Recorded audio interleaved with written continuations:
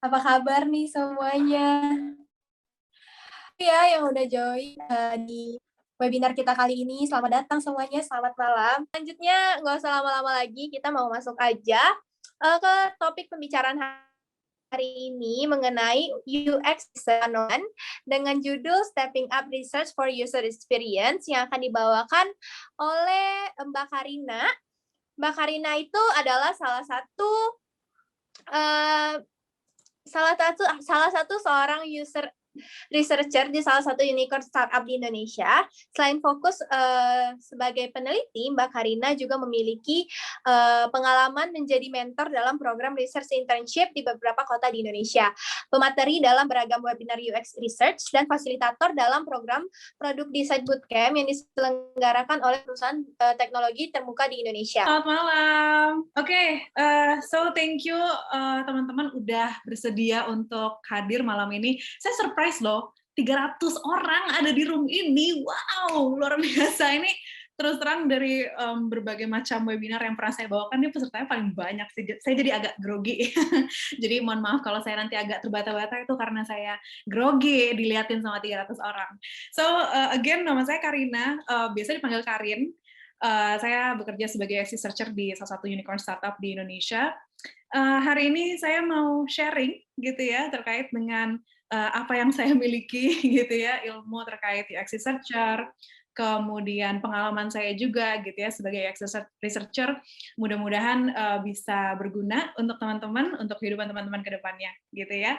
Oke, so saya memulai perbincangan kita pada malam hari ini dengan sebuah cerita ya. Tadi di awal saya udah cerita gitu ya bahwa saya background-nya computer science, kemudian kami di kampus itu memang dididik untuk menjadi orang-orang yang bisa menghasilkan sebuah produk, mainly lewat programming gitu kan, lewat coding. Dan pemahaman itu yang juga ada di pikiran orang tua saya gitu kan. Jadi, oh ya ketika anak gue lulus, nanti dia akan jadi programmer atau software engineer gitu kan, bikin aplikasi, bikin website, dan sebagainya gitu. Long story short, ternyata saya tidak menjadi software engineer, saya tidak menjadi programmer gitu kan. Saya memilih karir sebagai UX researcher gitu. Dan pada saat itu, ketika saya baru lulus, normal lah ya orang tua kepo gitu kan, anaknya kerja apa sih nih habis lulus, ngapain sih dia gitu ya. Kemudian saya mulai mikir gitu kan, kayak ini kalimat apa nih yang bisa saya berikan untuk menjelaskan pekerjaan saya apa, tapi di sisi lain juga kena gitu ya penjelasannya, nggak terlalu teknikal, bisa dicerna, bisa dipahami dengan baik, dan pada akhirnya orang tua saya punya gambaran gitu kan anaknya kerja apa.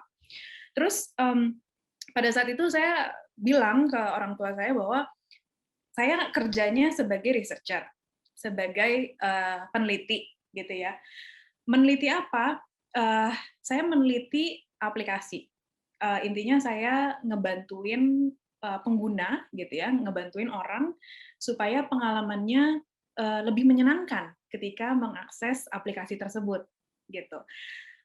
Kesannya sederhana gitu ya, pemilihan katanya tuh sederhana banget, tapi kalau misalkan kita lihat lebih dalam gitu ya, artinya tuh ternyata deep banget loh. Dan memang itu adalah goal utama dari UX research gitu ya, di mana kita berusaha untuk memahami kebiasaan orang itu seperti apa, kebutuhan mereka seperti apa, motivasi mereka dalam menggunakan aplikasi misalnya seperti apa, dan bahkan frustrations-nya mereka gitu ya, atau pain points-nya mereka gitu ya ketika menggunakan satu aplikasi, suatu website, suatu produk, service, dan sebagainya itu seperti apa. Untuk pada akhirnya kita bisa simpulkan gitu ya, kita bisa tarik benang merahnya, kita bisa pakai untuk amunisi kita nih, untuk mengimprove produk kita bisa lebih baik lagi ke depannya, bisa diterima dengan lebih baik lagi juga ke depannya ya. Jadi kalau misalkan bicara soal what is UX research, ini hakikatnya gitu ya, ini core-nya dari UX research. Nah, saya mau coba kasih gambaran teman-teman, kayak ya mungkin selanjutnya timbul pertanyaan gitu kan, kayak ngapain belajar pengalaman orang, ngapain belajar kebiasaan orang. Kita kan manusia, kita punya akal budi, kita bisa menuangkan akal budi kita ke dalam produk kita, gitu kan. Nah, gambar ini akan memberikan jawabannya. Nah, kita coba lihat gambar yang sebelah kiri dulu nih, teman-teman. Anggaplah kita orang yang ada di tengah nih ya, yang rambutnya agak-agak kayak kobocan ya, yang pegang laptop gitu.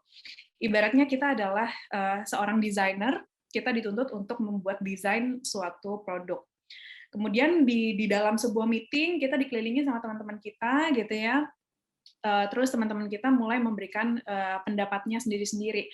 Oh, kalau misalkan lo mau bikin tombol gitu ya, mau bikin tombol A misalnya, bikin aja warnanya jadi merah.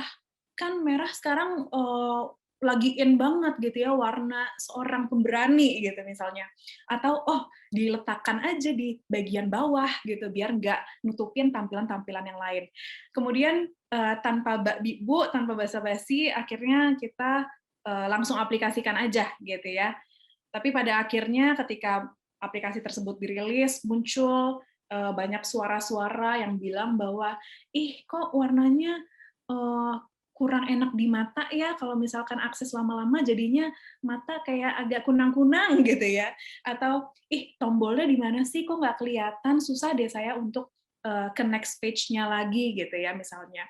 Nah, beda halnya kalau misalnya sebelum kita merilis produk kita gitu ya ke khalayak ramai, kita melakukan research terlebih dahulu. Di gambar yang kanan nih teman-teman ceritanya sebelum kita launch produk kita, aplikasi kita, website kita ngobrol dulu sama users gitu ya. Kita tes dulu desain kita ke mereka gitu ya. Apakah mereka bisa berinteraksi dengan baik atau jangan-jangan ada yang membuat tersendat gitu ya. Kemudian nanti mereka cerita apa sih yang membuat tersendat, and then gimana ekspektasinya. Nah, akan beda hasilnya gitu ya ketika kita menggunakan asumsi kita sendiri gitu ya dengan ketika kita mendengarkan users kita mengimplementasi apa yang menjadi ekspektasi mereka begitu ya, sehingga pada akhirnya produk kita bisa lebih sesuai dengan user perceive-nya seperti apa gitu ya.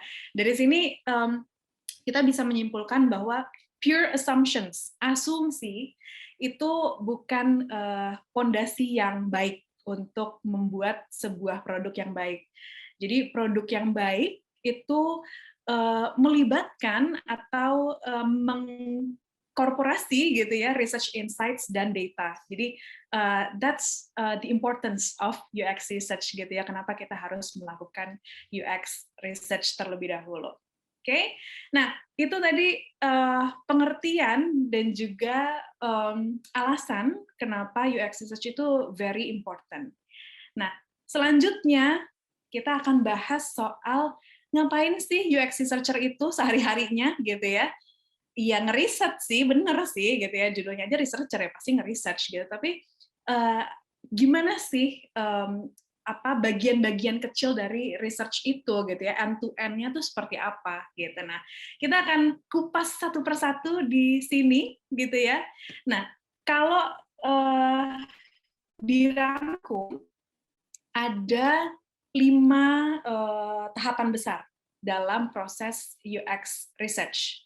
Yang pertama, kita ngobrol dulu sama stakeholders. Ketika kita jadi UX researcher di suatu perusahaan, misalnya, kita tentu kerja bareng sama designer, let's say, atau teman-teman dari tim bisnis, dari tim marketing, misalnya. Kita ngobrol dulu sama mereka, kemudian baru kita ciptakan rambu-rambunya lewat research plan, baru kita jalankan research-nya, analisis hasilnya atau datanya, baru kita measure the impact gitu ya, measure apakah hasil dari research tersebut diimplementasi atau enggak, gimana performance-nya dan sebagainya. Kita bahas satu persatu mulai dari yang pertama nih, discuss with stakeholders. Nah, mungkin muncul pertanyaan, ngapain kita ngobrol sama stakeholders gitu ya, ngapain capek-capek kita nyamperin mereka, ibaratnya gitu ya, nyamperin mereka, kulik-kulik ilmu dari mereka gitu ya. Karena gini, Misal ya, kita ambil contoh, misalnya saya seorang researcher di Gojek. Nah, kita tahu Gojek itu produknya bukan cuma Gojek doang, bukan cuma ojek motor doang, gitu ya. Ada Gokar, ada GoFood. Kalau dulu seingat saya ada Go Massage yang buat pijit, Go gitu ya. Ada macam-macam. Produknya ada banyak gitu. Jadi pertama kita harus tahu dulu nih apa produk yang mau di riset gitu untuk pada akhirnya kita bisa melihat oh oke, scope-nya yang mau di riset ini sedemikian besar gitu ya. Jadi we have to know exactly dulu nih pertamanya produknya tuh apa gitu ya. Kemudian yang kedua adalah who are the users of the product. Kita juga harus tahu nih pengguna produknya tuh siapa gitu ya. Mungkin pengguna servisnya Go Massage sama GoFood misalnya itu beda. Nah, itu perlu kita gali. Kenapa? Karena pada akhirnya itu juga akan mempengaruhi ketika kita menentukan segmentasi research-nya mau kemana. Gitu ya. Jadi perlu diketahui juga nih mungkin teman-teman marketing, let's say, atau tim bisnis punya target market sendiri. Nah, itu juga perlu digali di awal dulu. Gitu ya. Kemudian, what do you want to know and why? Of course, kita harus tahu apa sih yang mau mereka ketahui. Karena sebuah riset pasti harus punya objektif, harus punya goal. Kalau misalkan nggak ada goal, nanti kemana-mana terlalu lebar, cakupannya repot, gitu ya. Jadi, what do you want to know and why, itu supaya kita bisa menganalisa nih, oh oke, riset ini harus diarahkan kemana? Karena objektifnya begini, gue harus begini, begini, begini, dan sebagainya. Gitu ya. Kemudian, when do you need the results? Nah ini, timeline itu juga harus dibincangkan di awal. Kenapa? Karena sebagai UX researcher kita punya kapabilitas, kita punya keterbatasan juga. Mungkin project yang datang pada saat itu bukan cuma satu doang, ada beberapa. Jadi kita harus melakukan prioritization. Nah, ini penting when do you need the results supaya pertama dari sisi kita bisa susun prioritasnya, kedua dari sisi stakeholders pun mereka juga bisa memanage ekspektasi mereka gitu ya. Jangan tiba-tiba hari ini request research, besok hasilnya ya. Mohon maaf, ini bukan ini ya seperti loro jonggrang ya, satu malam selesai, enggak ya, enggak seperti itu. Jadi untuk apa ya, kita bisa cari jalan tengahnya lah ibaratnya ya, win-win solutionnya seperti apa terkait dengan deliverables-nya gitu. Kemudian, what will you do with the research results? Nah, ini juga penting untuk dibicarakan di awal karena tentu kalau misalkan kita research, kita udah membuang tenaga, of course, kita membuang waktu, kemudian pikiran pun juga, gitu ya, kita curahkan ke research tersebut. Akan menjadi sangat menyedihkan kalau misalnya pada akhirnya report kita itu sekadar tulisan hitam di atas putih, gitu ya, nggak ada apa ya, ibaratnya kayak pengamalannya gitu ya, nggak ada perwujudannya tuh nggak jelas seperti apa. Jadi perlu juga di-clearkan di awal bahwa rencana lo apa nih kalau misalkan ada hasil research-nya gitu ya, lo mau bikin apa, lo mau bawa produk ini kemana gitu ya. So kita pun juga dapat gambaran yang lebih jelas gitu bahwa oke, research-nya akan ke sini sini sini sini. So yeah, let's do this gitu kan. Kemudian what do you know now? Nah, kalau tadi what do you want to know berarti yang di masa depan gitu ya, belum tahu apa tapi you want to know that gitu. Kalau ini what do you know now? Apa yang lo tahu sekarang? Ini juga very important karena again, ketika kita ngobrol sama tim bisnis, tim marketing dan sebagainya, mungkin mereka lebih tahu, lebih punya banyak ilmu dibanding kita gitu ya, lebih tahu keadaan yang sedang terjadi itu seperti apa gitu ya. So very important juga bagi kita untuk correct informasi itu gitu ya, supaya kita pun juga bisa mengarahkan nih research-nya harus dibawa kemana sesuai dengan keadaan yang terjadi sekarang dan apa yang mau dibuat di masa depan gitu ya. So itu pentingnya kita ngobrol dengan stakeholders to get the context-nya dulu nih sebelum kita bikin rambu-rambunya. Tentu akan repot ya kalau misalkan kita udah disuruh bikin rambu-rambu tanpa kita tahu base-nya dulu seperti apa. Oke? Itu discuss with stakeholders. Yang kedua, setelah kita dapat bekal gitu ya, kita udah punya cukup banyak amunisi, barulah kita develop research plan-nya. Namun, nah, belum sampai research plan-nya, kita harus tahu dulu nih metodologi research-nya. Nah, kalau di UX research itu sendiri sebenarnya mungkin ini udah familiar ya teman-teman ya, bahwa ada pembagian antara quantitative methods dan qualitative methods gitu. Jadi gampangnya quantitative methods itu sesuatu yang pendekatannya dengan kuantifikasi, kemudian lebih untuk menjawab sesuatu yang sifatnya ada percentage-nya gitu ya, karena sampelnya lebih besar gitu.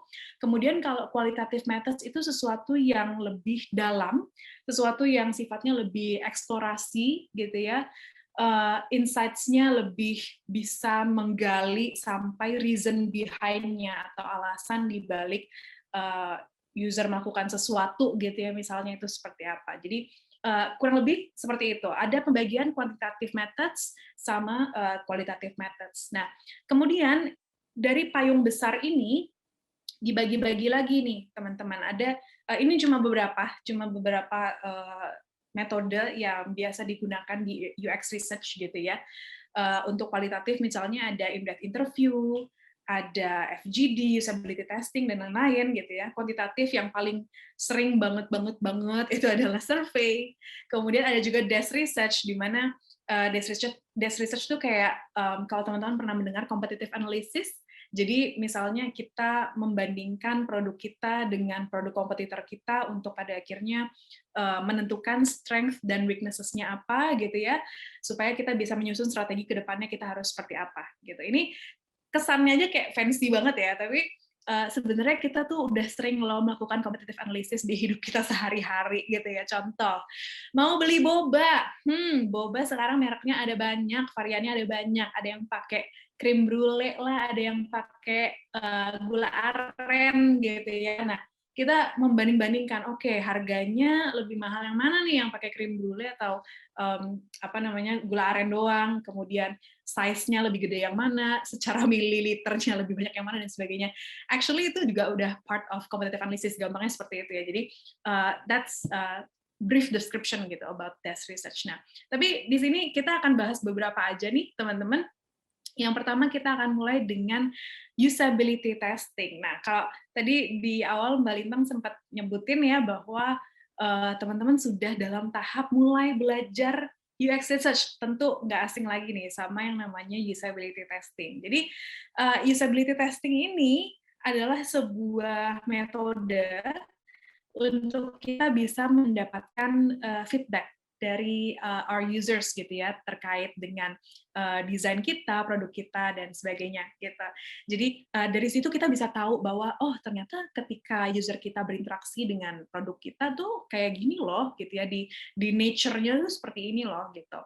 Kemudian oh ternyata ketika dihadapkan dengan halaman A gitu ya misalnya, ternyata kesulitan. Apa yang membuat kesulitan? Oh ternyata tulisannya tidak terlihat atau tombolnya kurang terlihat, jadi nggak bisa proceed to the next page, misalnya seperti itu. Jadi untuk apa ya, ibaratnya mendapatkan masukan-masukan gitu ya dari apa yang sudah kita rancangkan, yang kita udah buat, untuk pada akhirnya kita bisa improve lagi nih gitu ya, supaya bisa lebih diterima dengan baik gitu. Approach-nya kalau kita ngomongin soal teknisnya gitu ya, approach-nya itu adalah one-on-one discussion. Lama durasinya itu kurang lebih 1 sampai 1,5 jam, di mana biasanya digunakan untuk tadi, ketika kita punya desain, kita mau tahu gitu ya, our real users tuh pakainya kayak gimana, kita udah siapkan beberapa skenario-skenario gitu ya, nanti kita minta untuk usernya melakukan sesuai dengan skenario-skenario yang kita sudah siapkan gitu. Kurang lebih seperti itu usability testing. Kemudian ada lagi nih yang namanya in-depth interview. Nah, ini pendekatannya kualitatif juga. Jadi approach-nya mirip-mirip sama usability testing tadi gitu ya. durasinya 1 sampai 1,5 jam, kemudian one on one gitu ya antara moderator dengan si respondennya atau partisipannya gitu ya. Nah, tapi purpose-nya ini bukan untuk ngetes sesuatu. Yang kalau tadi usability testing untuk ngetes ya, ngetes desain, ngetes produk dan sebagainya. Kalau ini untuk menggather deeper understanding about something gitu ya. Misalnya kita pengen tahu kebiasaan orang dalam berinvestasi gitu ya. Misalnya kita kerja di fintech gitu, and then kita mau tahu kebiasaan orang berinvestasi. We can use this method gitu ya. Kenapa? Karena memang metode in-depth interview ini cocok untuk sesuatu yang sifatnya lebih personal gitu ya, yang mungkin nggak bisa diumbar sedemikian rupa, umbar rahasia dapur ke orang lain gitu ya. Jadi itu baik gitu ya untuk menggunakan in-depth interview. Kemudian bisa juga digunakan ketika kita mau tahu misalnya pemikiran orang, perspektif orang tentang sesuatu, tentang tadi investasi misalnya, behaviors mereka, motivations, kemudian mungkin di luar sana mereka pakai aplikasi investasi lain, mungkin ada masalah dan sebagainya gitu ya, atau mungkin investasi konvensional mereka melakukannya ada masalah, kita juga bisa gather itu untuk kita pada akhirnya benar-benar mengerti gitu ya, oh oke, ternyata seorang investor itu pain points-nya atau frustrations-nya tuh A, B, C, D, E, dan sebagainya gitu ya, sehingga hal-hal itu bisa menjadi bekal bagi kita untuk develop produk kita nantinya. Oke, itu tadi in-depth interview. Sekarang kita mau bahas soal ini. Ini pasti sudah hatam, teman-teman ya. Kalau kuliah dulu pasti ada masanya kita bikin survei ya untuk entah untuk skripsi atau untuk mata kuliah tertentu. Nah, sebenarnya nggak jauh beda dengan apa yang kita selama ini sudah praktekkan gitu ya di dunia perkuliahan. Jadi survei ini adalah salah satu cara untuk bisa menggather insights dengan jumlah sampel yang lebih besar, gitu ya. Kalau tadi in-depth interview jumlah sampelnya cenderung lebih sedikit karena waktunya panjang, gitu ya. Waktunya panjang 1 sampai 1,5 jam, gitu. Kalau ini ibaratnya kalau kita pakai online survei, gitu ya, sekali distribusi bisa langsung dapat respons yang mungkin beribu-ribu, gitu ya. Jadi sampelnya lebih besar gitu, dan memang diperuntukkan untuk menjawab sesuatu yang sifatnya lebih ingin dikuantifikasi gitu ya. Contoh, kita lagi punya konsep gitu ya, kita mau bikin fitur A gitu ya. Kemudian kita sudah punya beberapa konsep gitu ya, kemudian kita mau coba tes gitu ya ke user begitu. Nah, itu bisa kita jadikan pertanyaan di survei dalam rupa konsep tes seperti itu, untuk pada akhirnya kita bisa mendapatkan pemahaman, oh ternyata demand-nya segini loh gitu, dari sekian banyak respon yang masuk ternyata demand-nya sekian. Kemudian kira-kira apa namanya, kalau misalkan kita mau nanya soal satisfaction level gitu ya, oh kira-kira terhadap produk B gitu ya, misalkan satisfaction levelnya seperti apa dan sebagainya gitu ya. Itu survei. Kemudian ada lagi nih, ini yang tadi saya bilang competitive analysis. Jadi simpelnya adalah kita meng-compare diri kita dengan produk lain milik kompetitor. Let's say kalau misalkan kita kerja di Gojek, misalkan Gojek lagi, kita bandingkan diri kita dengan, kalau dulu ada Uber, kemudian ada Grab juga gitu ya. Kita bandingkan untuk kita menemukan strength dan weaknesses-nya, supaya kita tahu sekarang tempat kita tuh ada di mana gitu ya, posisi kita ada di mana, kemudian apa yang harus kita lakukan ke depannya supaya kita juga tidak kalah saing lah ibaratnya, kasarannya gitu ya. Nah, approach-nya bisa pertama desk research aja. Desk research itu kayak sesimpel kita duduk di kursi belajar kita dengan laptop kita, dengan literatur yang kita punya, apapun itu gitu ya, kita baca dan kemudian kita tulis data-datanya gitu ya. Atau bisa dikombinasikan dengan metode lain gitu ya, kayak misalnya survei atau in-depth interview.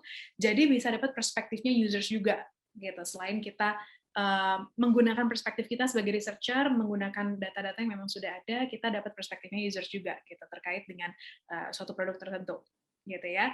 Nah, kemudian ada lagi yang namanya FGD atau Focus Group Discussion. Nah, ini agak mirip dengan yang tadi in-depth interview karena sama-sama kualitatif, tapi bedanya settingnya. Ya, settingnya kalau namanya grup ya rame-rame gitu ya. Kalau tadi in-depth interview one on one, kalau ini rame-rame gitu biasanya kalau mini group itu sekitar 4 orangan gitu ya. Kemudian purpose-nya juga agak sedikit beda nih.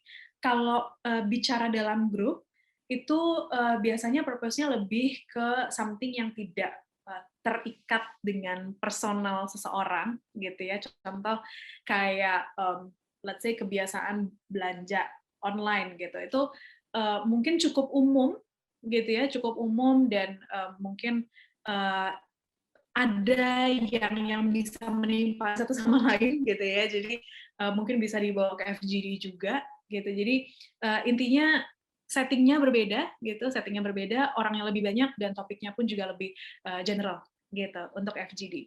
Kemudian ada yang namanya ethnography. Nah, ethnography ini intinya ketika kita mau tahu gitu ya, ketika kita mau tahu apakah let's say kalau misalkan tadi kita ngomongin belanja online gitu ya, ketika penjual menangani suatu order, bagaimana prosesnya dari mereka terima order, ambil stok barangnya, di packing, kemudian sampai pada akhirnya barang itu diserahkan ke pihak kurir gitu ya atau ekspedisi, bagaimana sih prosesnya?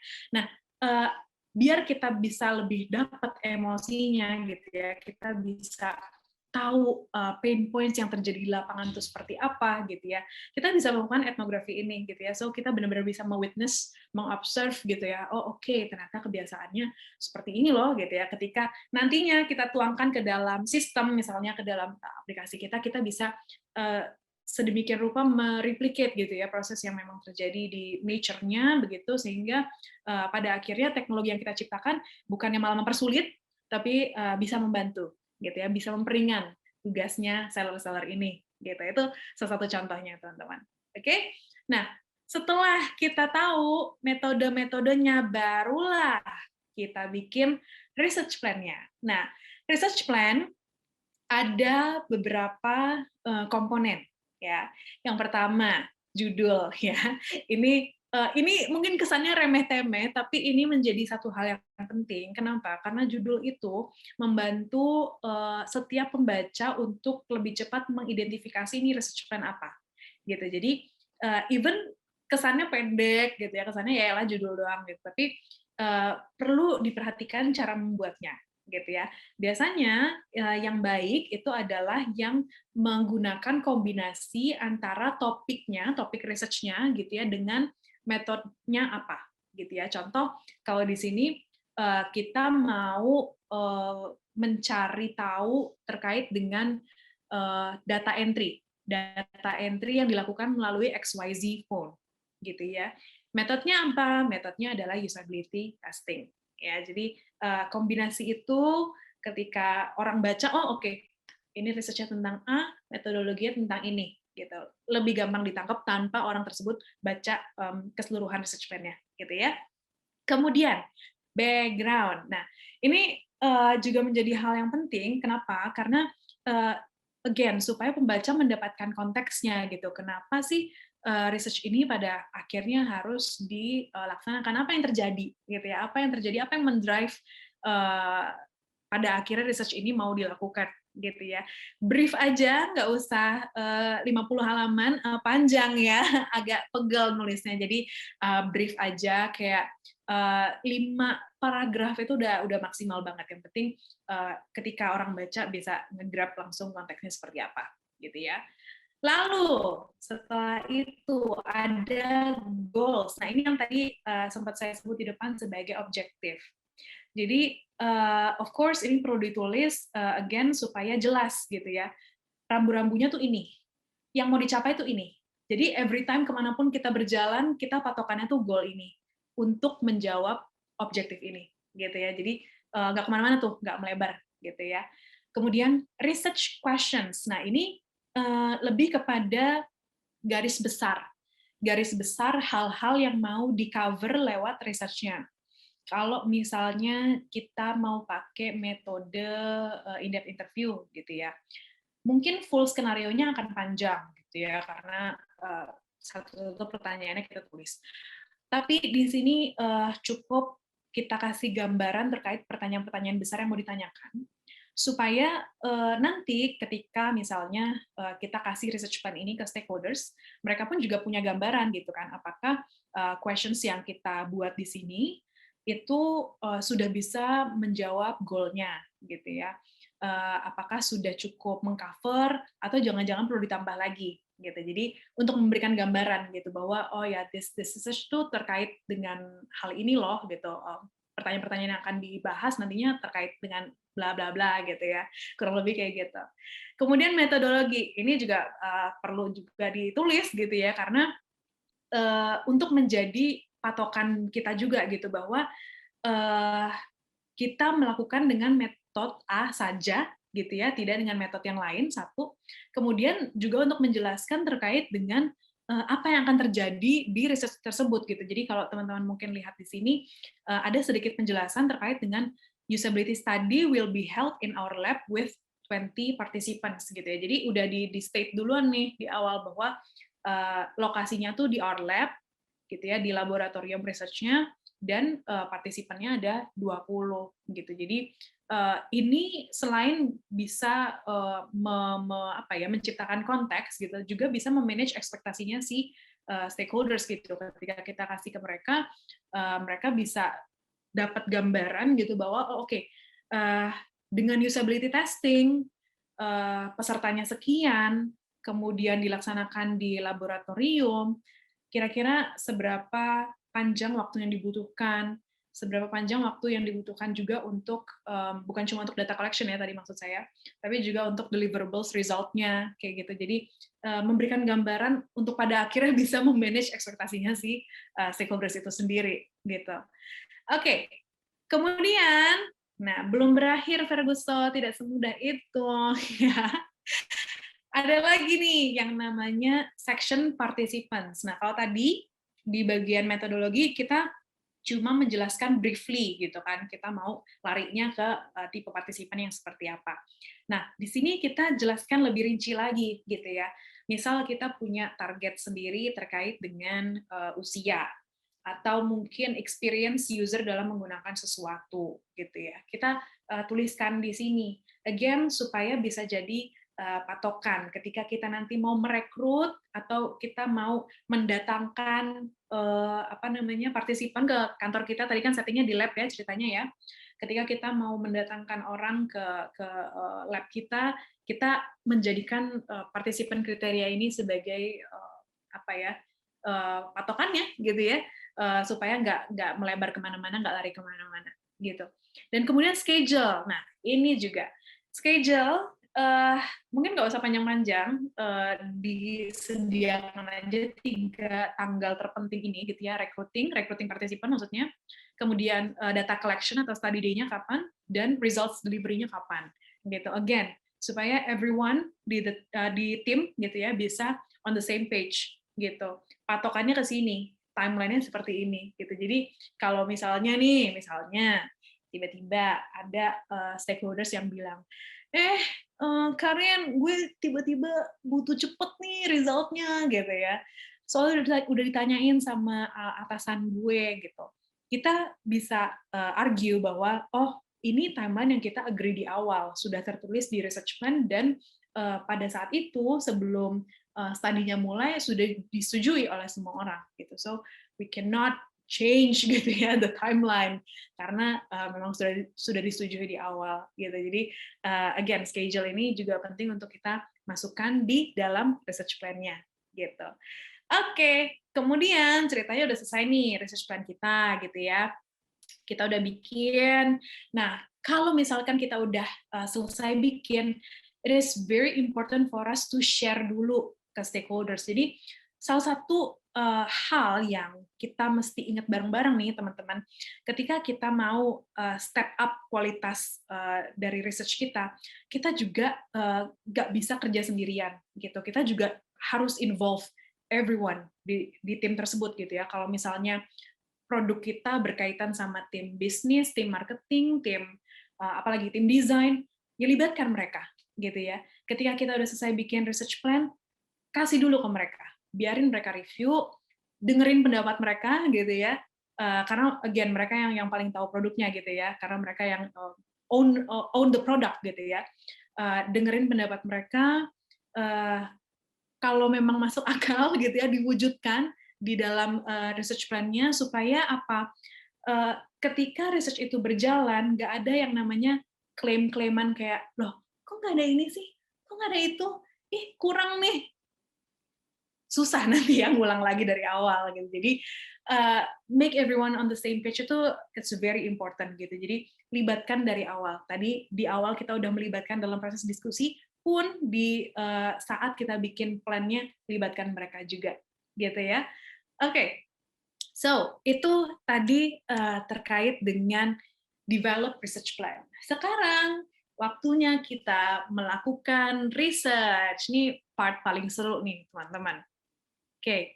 Nah, kalau misalnya kita pakai metode in-depth interview atau usability testing atau ethnography, anything about kualitatif lah ya gitu. Biasanya kita perlu yang namanya list of questions. Pertanyaan-pertanyaan yang lebih detail lagi. Kalau tadi kan di research plan itu umbrella-nya ya, payung besarnya gitu. Ini skenario lah ibaratnya gitu, supaya nanti ketika kita ketemu dengan user, kita mungkin dengan segala kegugupan kita nggak lantas jadi gagap gitu ya, kita udah punya pegangan, oh oke, ini hal-hal yang mau gue tanyain, ini mesti terjawab karena ini part of objektifnya gitu ya, dan supaya pertanyaannya nggak melebar kemana-mana juga gitu. List of questions yang dimaksud itu seperti apa? Nah, ini biasanya akan terdiri dari 4 part besar ini gitu ya. Jadi yang pertama adalah kita apa ya, ibaratnya kayak kalau dulu di outing atau di field trip zaman-zaman kita sekolah gitu ya, ada yang namanya ice breaking. Nah, ini juga sama sih. Jadi ketika kita menanyakan participant identity gitu ya, memang itu menjadi satu hal yang kita record untuk apa namanya research kita gitu ya. Tapi di sisi lain ini juga menjadi dalam tanda kutip senjata kita untuk build the rapport gitu ya, hubungan dengan usernya itu sendiri gitu. Kita ice breaking dulu supaya harapannya nantinya ketika suasananya udah lebih cair gitu ya, usernya udah lebih santai gitu, mereka bisa lebih fluent gitu dalam menceritakan experience-nya mereka, lebih nggak malu-malu gitu ya ibaratnya dalam menjawab pertanyaan kita gitu. So dengan cara itu bisa lebih terjawab harapannya ya objective research kita seperti itu. Kemudian baru kita beralih ke general behavior gitu. General behavior itu yang seperti apa? Contoh, kalau tadi kita misalnya mau research soal investasi gitu ya. Kita misalkan kerja di bibit. Kalau bibit itu kan reksadana ya mainly. Nah, kita mungkin bisa bahas dulu general behavior-nya. Di luar reksadana, let's say investasi apa aja sih gitu ya, mungkin dia investasi emas, tanah, properti maksudnya apartemen, rumah dan sebagainya gitu ya, dan mungkin kita bisa bahas juga terkait dengan bagaimana mereka memilih instrumen investasinya, bagaimana mereka memanage-nya gitu ya, apa pertimbangannya harus buy sekarang, beli sekarang dan sell sekarang atau jual sekarang gitu-gitu ya. Baru masuk ke primary topiknya gitu ya. Kalau misalkan kita mau bahas reksadana, kita kulik dalam reksadana gitu ya. Misalnya user kita adalah investasi reksadana apa? Pasar uang, let's say gitu ya. Kita bisa bahas lebih dalam bagaimana cara memanage-nya dan sebagainya, apakah pakai platform lain juga sesama aplikasi reksadana dan sebagainya gitu ya. Intinya primary topik ini adalah disesuaikan dengan objektif kita teman-teman gitu ya. Di sini saatnya kita mengulik habis gitu ya, mengupas habis pertanyaan-pertanyaan yang memang ingin kita ketahui dan disesuaikan dengan objektifnya gitu. Kemudian closing. Nah, closing ini sebenarnya sesimpel dengan kita say thank you. Kalau misalnya kita mau kasih insentif dalam berupa apa, hadiah misalnya atau voucher atau apa, kita bisa sampaikan di sini. Kemudian misalnya kita mau sedikit apa ya, ibaratnya kayak menanyakan gitu terkait dengan masukan, mungkin suggestion, saran kritik dan sebagainya, ini juga bisa dilakukan di sini gitu supaya pada akhirnya si user tersebut merasa bahwa oh iya oke, gue didengarkan loh gitu. Ternyata bukan cuma gue dikulik-kulik dalam artian kayak ditanya-tanyain untuk kepentingan kita, tapi mereka pun juga merasa didengarkan gitu. Keluh kesah mereka juga didengarkan.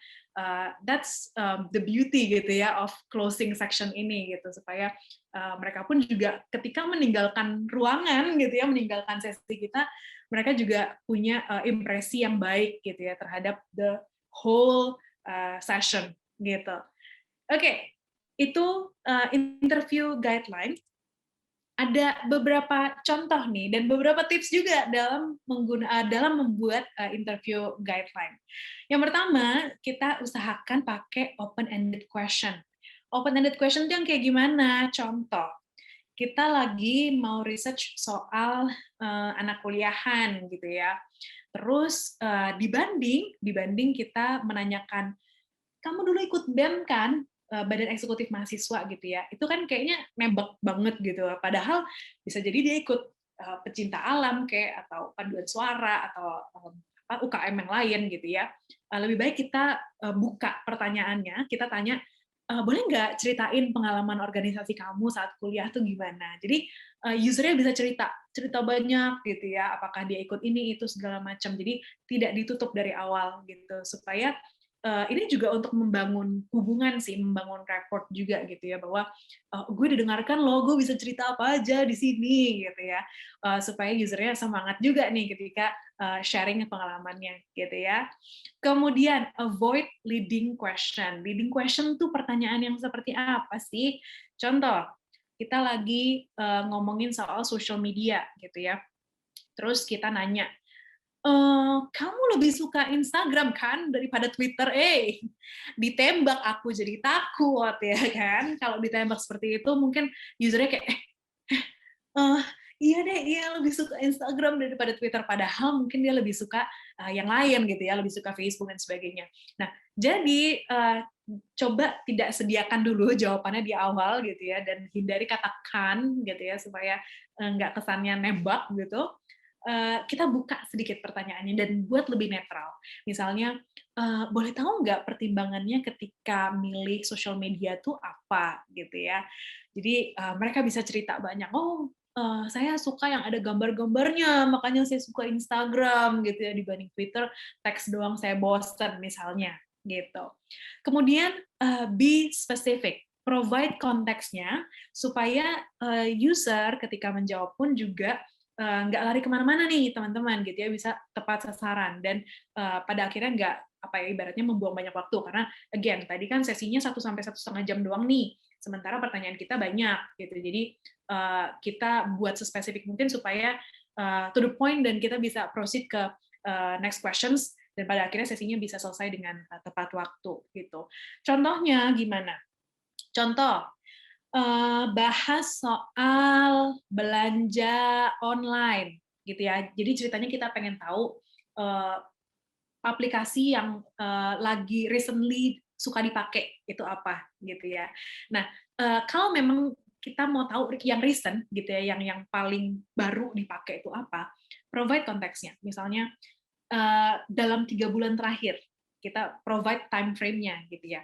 Dalam 3 bulan terakhir biasanya belanja online di mana aja sih Mbak atau Mas gitu. Jadi usernya pun juga langsung terset gitu ya pemikirannya bahwa oke, flashback ke 3 bulan terakhir aja, tidak ke 2 tahun terakhir, 3 tahun terakhir, mungkin agak lupa juga gitu ya kalau misalkan udah terlalu lama. Jadi supaya lebih straightforward juga jawabannya gitu ya.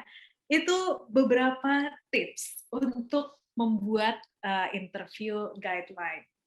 Kemudian, nah kalau misalnya nih kita pakai survei, kita pakai method survei, ini mungkin cukup ini ya, cukup dipahami dan udah hatam juga nih teman-teman, karena mungkin pas zaman dulu sekolah atau kuliah udah sering pakai survei gitu ya. Jadi tentukan dulu objektifnya, kemudian tentukan dulu partisipannya siapa, bikin questionnya, kemudian masukin ke tools-nya, misalnya Google Form kah, atau SurveyMonkey dan sebagainya, kemudian distribusi surveinya dan analisis datanya. Nah, kita langsung ke sini aja nih teman-teman. How to frame survey questions. Nah, yang pertama, coba usahakan pakai close-ended questions. Kenapa? Beda sama yang tadi. Kalau kualitatif itu kan sifatnya lebih eksplorasi gitu ya. Ketika kita disurvey, kita akan mengkuantifikasi sesuatu gitu.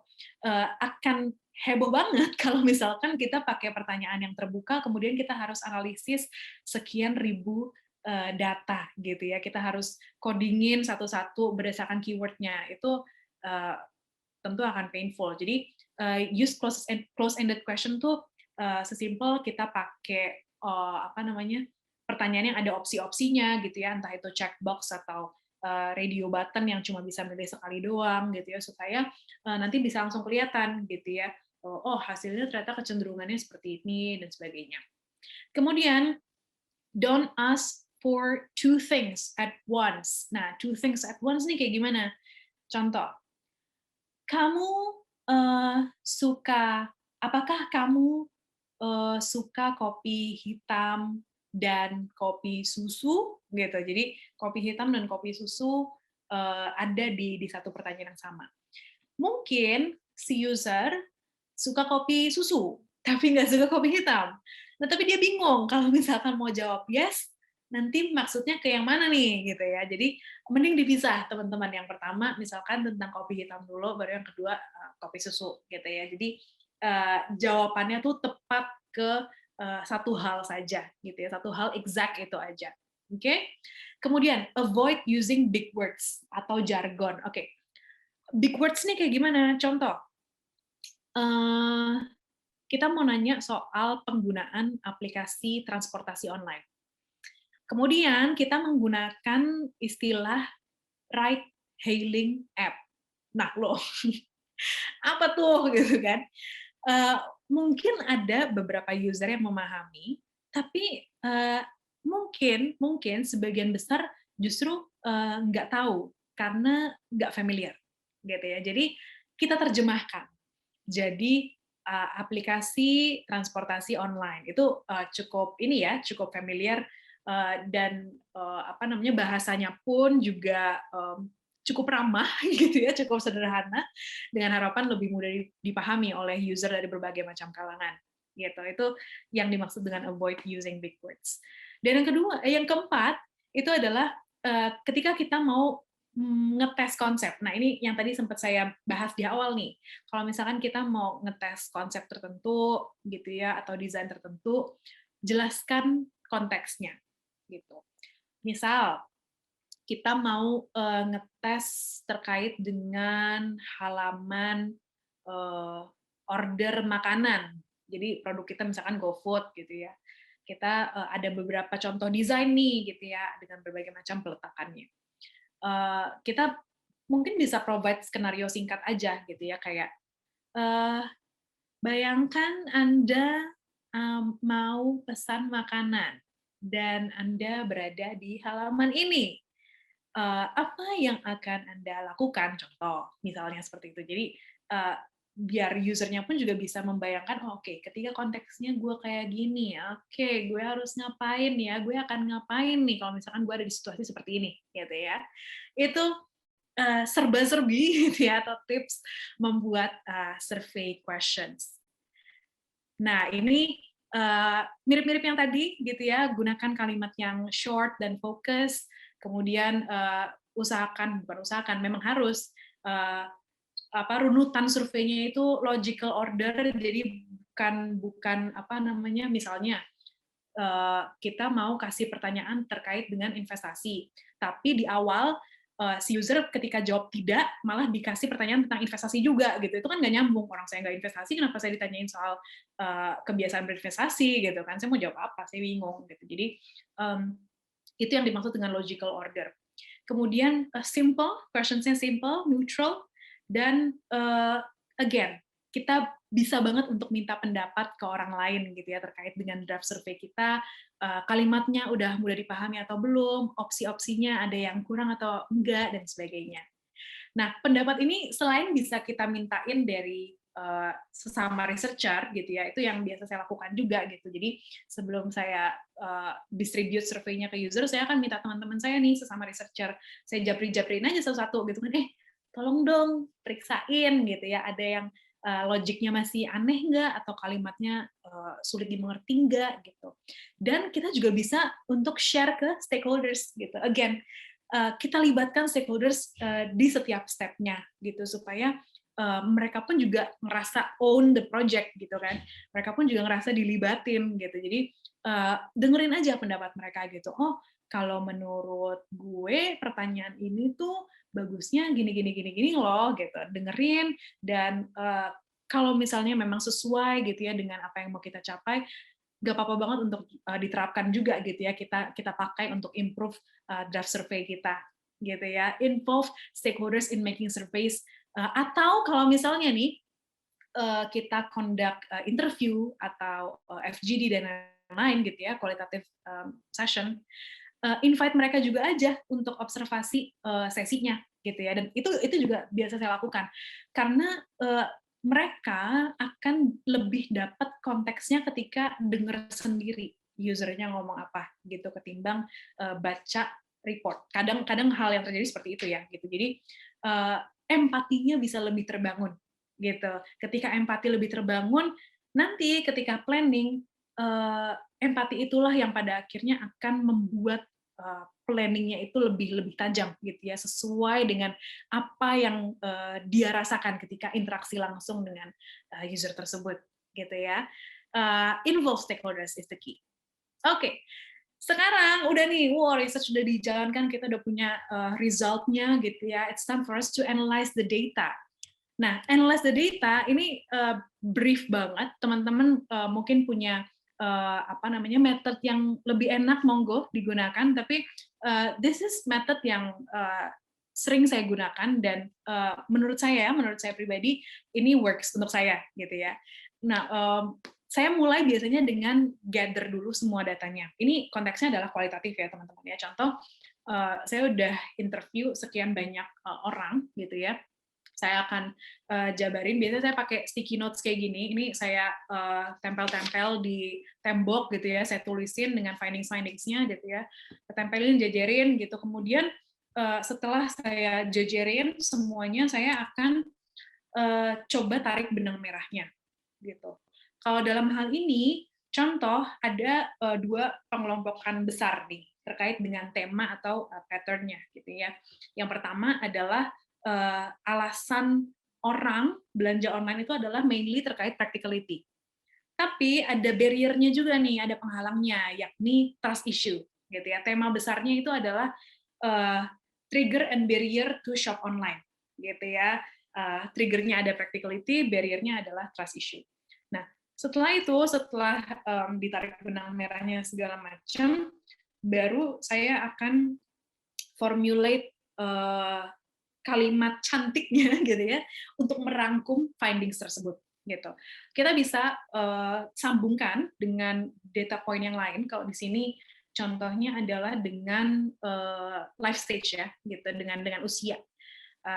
Antara youth dan adult users ternyata beda nih pendapatnya dengan users yang middle age gitu ya. Nah, itu dikaitkan, dijahit sedemikian rupa gitu ya, sehingga menghasilkan key takeaways yang bunyinya kurang lebih seperti ini. Orang muda gitu ya dan dewasa muda punya attitude yang lebih positif terhadap online shopping dibanding yang usianya middle age gitu ya. Trust issue menjadi alasan utama kenapa user yang berusia di pertengahan gitu ya tidak melakukan online shopping gitu. Jadi key takeaways-nya itu bisa diambil lewat tadi kita mengelompokkan dulu datanya dan kita kaitkan dengan data point yang kira-kira bisa dikaitkan gitu. Oke. Dan nih, ini capek ya teman-teman ya, dikit lagi kok, tenang ya. Oke, nah setelah kita mungkin kita awalnya coba sendiri gitu ya untuk menganalisis datanya. Terus kita punya ide, kayaknya oke juga kalau misalkan kita melibatkan stakeholders. Ya nggak apa-apa juga, nggak apa-apa banget malah gitu ya. Ketika kita bikin satu meeting gitu ya, di sana ada kita sebagai main facilitator, kemudian ada stakeholders juga yang mungkin observe sesinya gitu ya. Kita brainstorming bareng, kita discuss bareng soal hasilnya itu seperti apa. Supaya apa? Supaya ketika mereka terlibat dalam proses diskusi, mereka udah langsung bisa ngebayangin what's next, gitu. Apa yang harus gue lakukan next-nya, gitu ya. Dan ketika mereka sudah memikirkan itu lebih dini, harapannya, gitu ya, mereka akan cenderung lebih besar tendensinya atau kecenderungannya untuk mewujud nyatakan itu, gitu ya, untuk act upon the study results, gitu ya. Dan yang nggak kalah penting juga adalah ketika stakeholders hadir di situ, ikut brainstorming bareng-bareng sama kita, gitu ya. Mungkin mereka berasal dari background yang berbeda-beda, gitu ya. Kita bisa tukar pikiran, gitu. Oh, dari sisi marketing ini oke banget kalau diaplikasikan, karena bakal ningkatin aplikasi download rate misalnya dan lain-lain. Tapi kalau dari sisi teknologi, tim tech gitu ya, waduh, effortnya gede banget nih, susah gitu ya. Nah, hal-hal itu yang mungkin nggak bisa didapatkan kalau misalnya kita nggak tergabung dalam satu ruangan dan actually discuss bareng gitu ya. Jadi kita bisa tukar pikiran di sana dan harapannya bisa memformulate solusi yang lebih lebih visible untuk dilaksanakan gitu. Karena pada akhirnya tentu kita mau dong hasil research kita ini diwujud nyatakan dalam bentuk yang konkret gitu ya, dalam wujud fitur kah atau desain kah dan sebagainya gitu ya. So analyze together with stakeholders ini juga bisa banget untuk kita lakukan. Oke.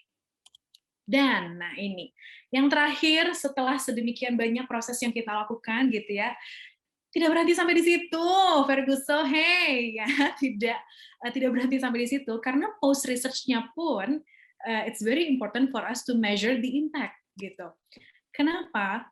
Karena pada akhirnya UX research itu kita lakukan untuk mempermudah pengguna menggunakan aplikasi kita, ya kan, untuk menciptakan pengalaman yang delightful untuk pengguna kita gitu. Nah, dari mana kita tahu bahwa misi itu sudah tercapai kalau kita nggak follow up gitu ya, kita nggak melakukan follow up terhadap research yang kita lakukan, report yang kita sudah presentasikan gitu. Jadi kita ngobrol lagi nih setelah research-nya selesai gitu ya, kita ngobrol lagi, kita ketemuan lagi sama stakeholders kita, apa yang sudah kalian lakukan gitu ya, apa yang sudah diplankan gitu ya dari hasil research yang ada gitu ya.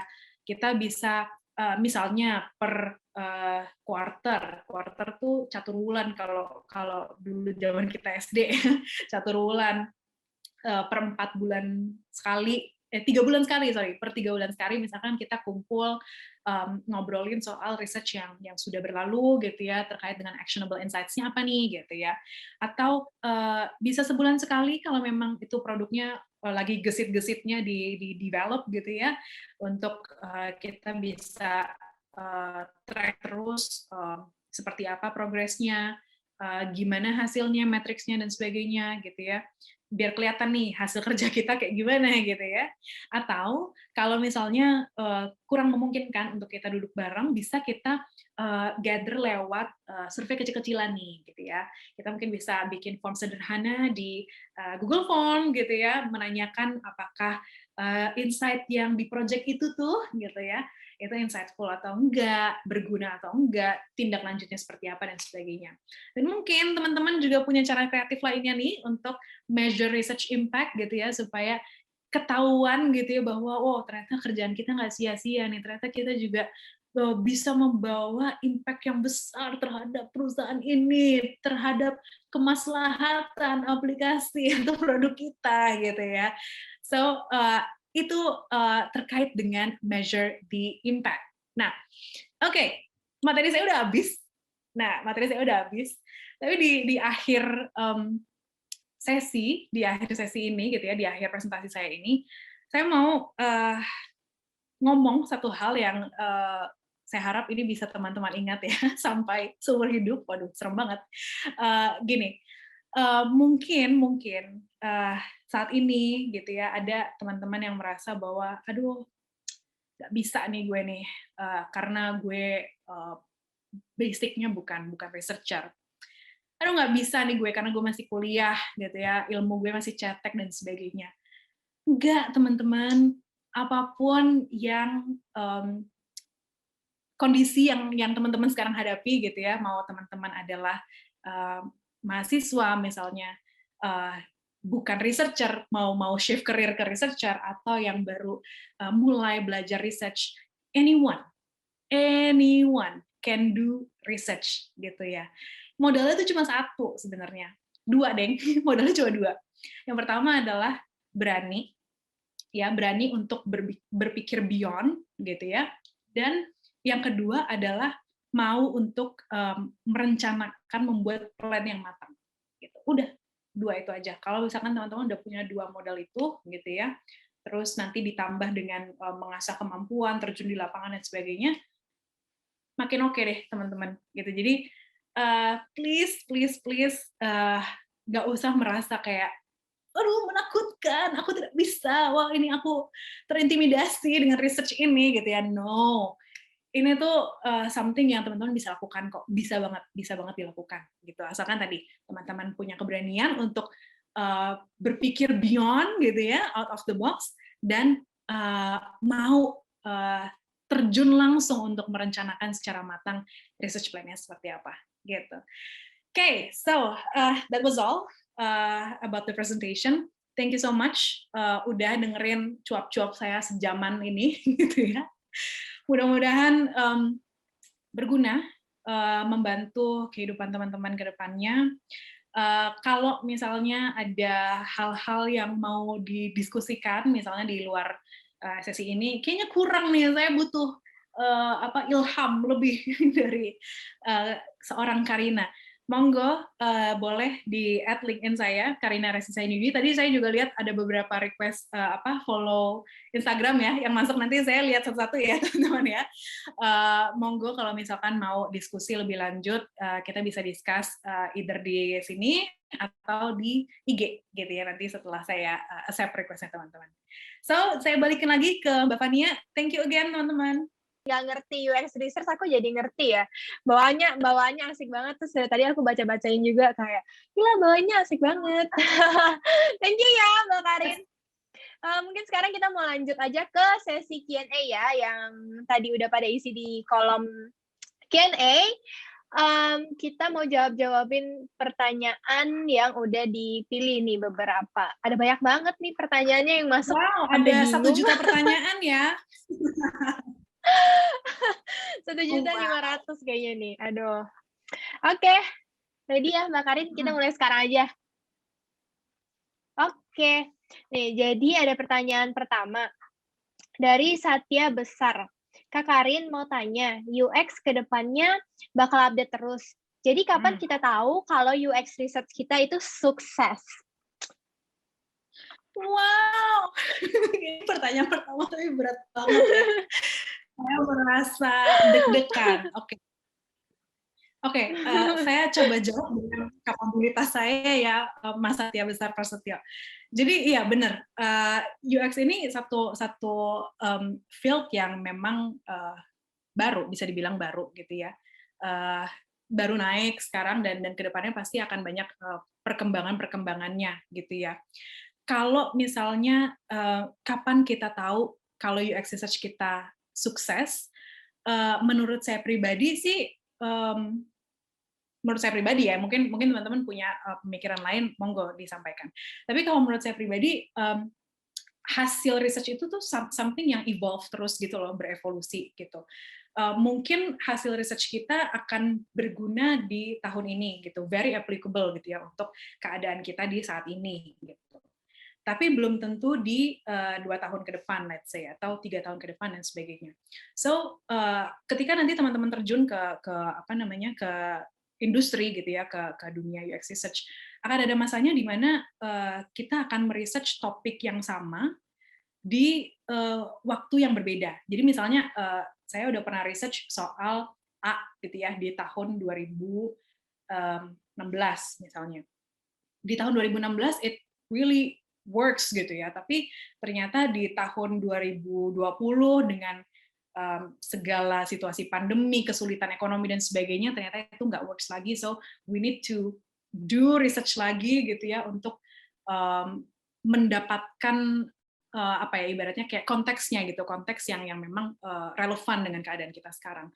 So saya pikir sukses itu something yang apa ya nggak absolut kayak wah sukses dan bisa di-achieve dalam satu waktu gitu. Itu terus berevolusi dan saya pikir hasil research yang baik itu yang memang bisa relevan dan applicable dan pada akhirnya bisa membantu user dengan keadaan yang saat itu mengelilinginya, gitu sih. Mudah-mudahan menjawab ya.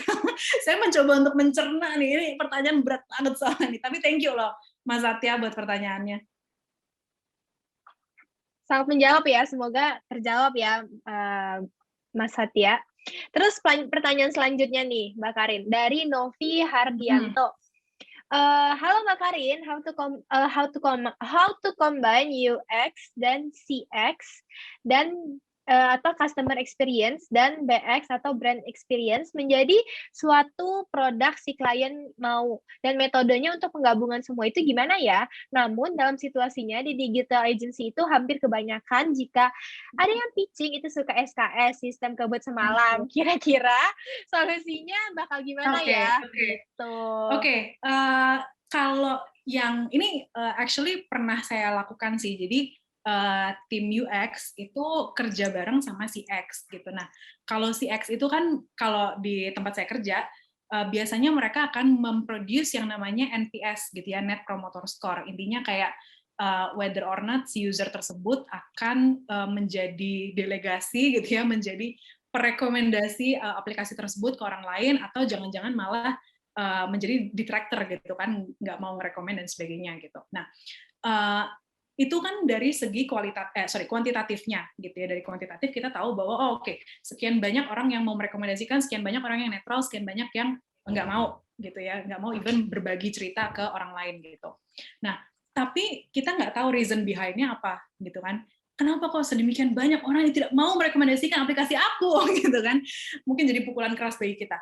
Nah, UX bisa masuk di dalamnya dengan melakukan follow up study. Contohnya gini, kita mungkin bisa menghubungi gitu ya beberapa user yang berpartisipasi di survei NPS tersebut untuk pada akhirnya kita tanya nih gitu ya reason behind-nya seperti apa gitu ya. So ketika kita dapat data kuantitatifnya gitu ya, sekian banyak orang detractor dan sebagainya, kita juga bisa come up dengan reason gitu. Hopefully ketika kita menggabungkan dua itu bisa lebih kuat.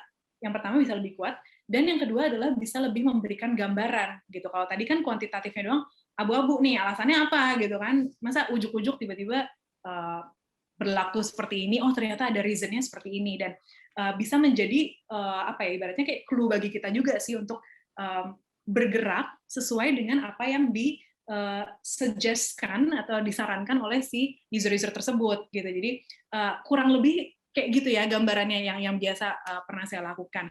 Nah, kalau SKS, nah ini kayaknya di luar kontrol kita nih sebenarnya, karena research itu takes time. Nah, tapi mungkin ada beberapa orang yang nggak mau terima gitu kan, kayak gue maunya cepet gitu kan, gue nggak bisa menunggu lebih lama, gue nggak bisa membuang lebih banyak uang misalnya. Nah, satu-satunya cara sih kalau menurut saya ya, berikan pengertian sih gitu. Kadang mereka menuntut, mereka pengennya SKS karena kurang punya konteks terkait dengan bagaimana sebuah research itu dijalankan gitu. Kalau misalnya kita kasih konteks gitu ya, kasih ini aja kayak perkiraan gitu. Misalkan satu plan research, planningnya itu sekian, rekrutmennya sekian hari gitu ya, terus data collection-nya sekian, sampai deliverables-nya sekian, total kita butuh waktu sekian.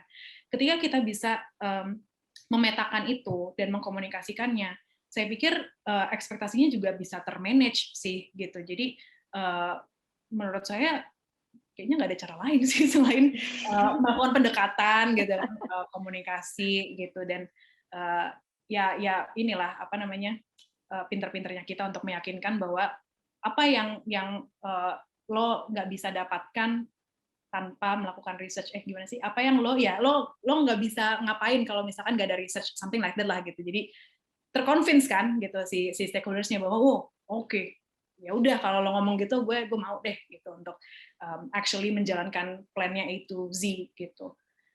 Ya gitu kira-kira. Oke, sangat menjawab. Thank you ya Mbak Karin nih. Pertanyaan selanjutnya, ini dari Ahmad Hanafi. Guideline atau standar apa yang digunakan oleh seorang UX designer dalam mengukur sebuah performa UX design? Oke. Terus terang saya di kantor kurang mengurus UX design ini, teman-teman, kayak belakang layarnya tuh nggak terlalu ngukur, nggak terlalu terlibat di dalamnya. Tapi yang saya tahu biasanya misalkan kita punya halaman nih gitu ya, halaman login misalnya, atau halaman belanja gitu ya, check out. Kalau misalkan kita belanja kan kita check out, pilih pembayaran dan sebagainya tuh gitu ya. Nah, di masing-masing tombol gitu ya, atau di masing-masing komponen itu biasanya dipasang tracker. Jadi kita tahu nih di belakang gitu ya, berapa sih jumlah orang yang benar-benar nge-check out, ngebayar belanjaannya, berapa yang pada akhirnya membiarkan belanjaan tersebut sampai berhari-hari nggak dibayar gitu, berapa yang misalnya habis masukin barang ke keranjang, dihapus lagi, ditambahin lagi dan sebagainya, ragu-ragu gitu ya. Nah, biasanya ketahuan dari tracker tersebut. Jadi performance pun saya pikir juga bisa di-track dari situ ya. Nanti dari satu halaman kita bisa bergerak ke halaman yang lain, itu yang disebut dengan funnel gitu. Jadi ketika misalnya terjadi drop nih gitu ya di halaman A, oke banget, yang akses banyak, tapi ketika masuk ke halaman B, waduh kok drop ya gitu. Nah, itu bisa menjadi clue juga sih bagi kita untuk mengukur whether or not UX-nya itu oke, whether or not misalnya ada bugs atau apa gitu ya, untuk kita bisa evaluate lagi, kurang lebih kayak gitu. Oke, lanjut pertanyaan selanjutnya nih. Ini dari Anonymous nih, Mbak Karin, gak ada namanya. Okay. Malam Kak Karina, bagaimana Kak Karina menghitung ROI atau return of investment dari UX research yang Kak Karina lakukan? Kapan kita tahu bahwa risetnya sudah cukup atau masih perlu di follow up? Saya nanya ini supaya nggak dibilang riset terlalu lama dan mahal bagi pihak bisnis. Terus, by the way, Kak Karina bawainya bagus dan lucu banget. Sehat-sehat selalu, Kak. Baik banget. Sweet sekali. Ya, untuk Mas Anonymous atau Mbak Anonymous ini. Oke. Gini, teman-teman. Ini mungkin nyambung sama yang tadi saya bilang di akhir cerita saya gitu ya, bahwa it is very important for us to work together even sampai post research-nya gitu ya. Sampai post research-nya itu selesai, kita juga harus tetap nempel mulu nih sama stakeholders gitu ya, misalkan sama tim bisnis dan sebagainya gitu. Karena actually yang mengukur performance-nya kan mereka gitu ya, mengukur performance misalnya kalau tim bisnis ya, mereka kan biasanya ada take up rate dan sebagainya gitu ya, mungkin rupiahnya mereka hitung sedemikian rupa, atau tim marketing mungkin mereka punya tracker sendiri dan sebagainya. Jadi dari situ kita tahu bahwa this kind of insight yang kita lakukan di research A setelah diimplementasi ternyata hasilnya seperti ini dan sebagainya gitu. Jadi dengan kita nempel sama stakeholders itu bisa menjadi salah satu cara juga gitu ya bagi kita untuk mengetahui secara konkretnya gitu. Ini gimana nih performance-nya gitu ya. Dan kalau risetnya sudah cukup atau masih butuh di follow up. Kalau misalnya sebenarnya gini, itu kadang lahir dari diskusi kita sama stakeholder setelah research itu berakhir gitu ya. Contoh, misalnya waktu itu saya pernah nge-research soal seller gitu ya, soal penjual online lah gitu ya, bagaimana kebiasaan mereka dan sebagainya gitu.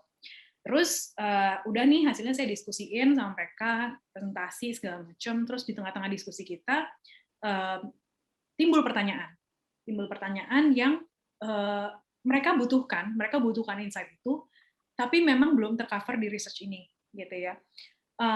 Nah dari situ itu bisa jadi ide untuk we have to melakukan follow up research karena ternyata itu menjadi prioritas di tim bisnis, let's say gitu ya, dan mereka butuh banget gitu ya.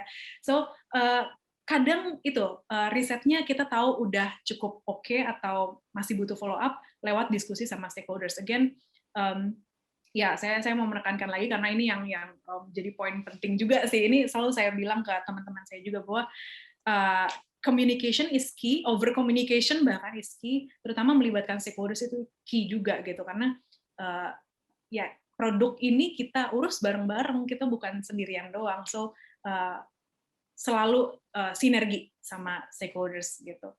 Barusan saya baca banyak banget ternyata apresiasi. Aduh, saya jadi terharu.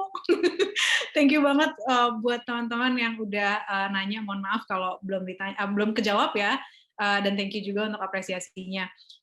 Again, kalau misalnya teman-teman